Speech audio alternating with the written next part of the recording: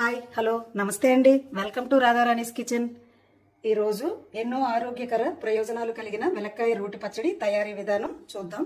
వెలక్కాయ రోటి పచ్చడి తయారు చేసుకోవడం కోసం కావలసిన ఐటమ్స్ ఇవన్నీ. ముందుగా వెలక్కాయలను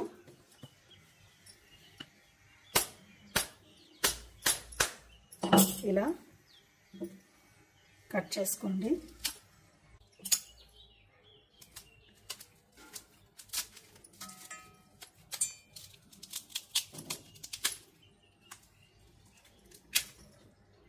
ఇలా లోపల గుజ్జంతా తీసుకొని చిన్నగా ముక్కలు కట్ చేసుకుంటున్నాను. చిన్న చిన్నగా మనకి ఎలా వీలైతే అలా కట్ చేసుకోవడం. ఇలా ముక్కలుగా తరుక్కున్నాను వెలక్కాయల్ని. ముందుగా తగినంత ఆయిల్ వేసుకుంటున్నాను. ముందుగా ఆవాలను చిటపటలాడనిద్దాం. ఆవాలు వేగుతున్నాయి. ముందుగా ధనియాలు, మినప్పప్పు, 3 ఎండుమిర్చి. మనం ఎంత తింటామో దానికి సరిపడా వేసుకోవాలి. ఎండుమిర్చి అది మన ఇష్టం. కారం ఎక్కువ తిన్నామనుకోండి అప్పుడు ఎక్కువగా వేసుకోవచ్చు. జీలకర్ర, శనగపప్పు.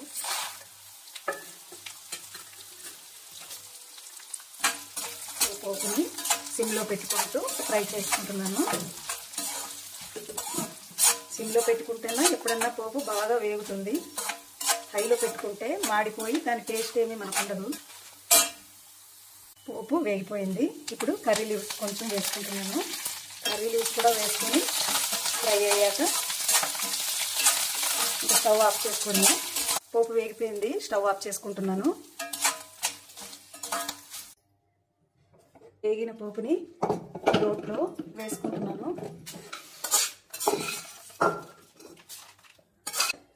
ఇప్పుడు వీటిని నెమ్మదిగా ఇలా దంచుకుంటున్నాను.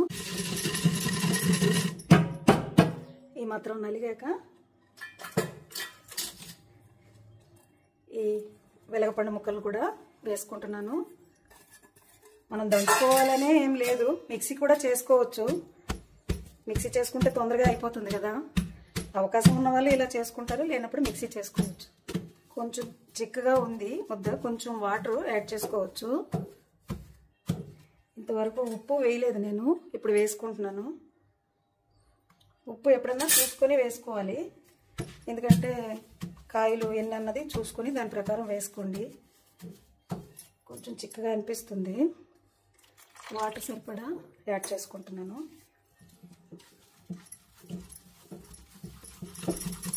నలిగిపోయిందండి. ఇప్పుడు బౌల్లోకి తీసుకుంటున్నాను.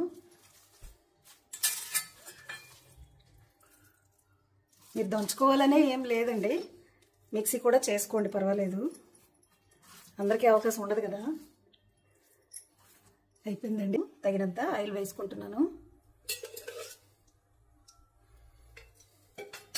పోపు వేసుకోకపోయినా చాలా బాగుంది. మేమైతే టేస్ట్ చేసాము. మీరు కూడా తప్పకుండా ట్రై చేయండి, మీకు కూడా చాలా నచ్చుతుంది.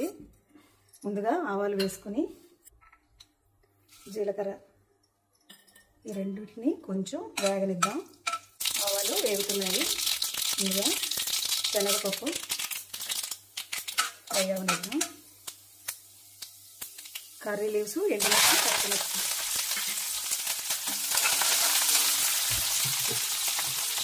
ఇంగువ ఈ మాత్రం వేస్తున్నాము. నల్లది బాగుంటుంది కదా. పోపు వేగిపోయింది. స్టవ్ ఆఫ్ చేసుకొని ఈ దంచుకున్న ముద్దని వేసుకుంటున్నాను. తయారైపోయిందండి వెలక్కాయ రోటి పచ్చడి. మీకు కూడా చాలా నచ్చుతుంది, చాలా మంచిది కదా. మీరు కూడా తప్పకుండా ట్రై చేయండి, టేస్ట్ చాలా బాగుంటుంది. రెడీ అయిపోయిందండి. బౌల్లోకి తీసుకుంటున్నాను. తయారైపోయిందండి వెలగకాయ రోటి పచ్చడి. తక్కువగా నేతిని అలా పైన వేసుకుని అన్నంలో కలుపుకొని తిన్నామంటే చాలా బాగుంటుంది టేస్ట్. మీకు కనుక ఈ వీడియో నచ్చినట్లయితే సబ్స్క్రైబ్ చేయండి, లైక్ చేయండి, షేర్ చేయండి. Thanks for watching.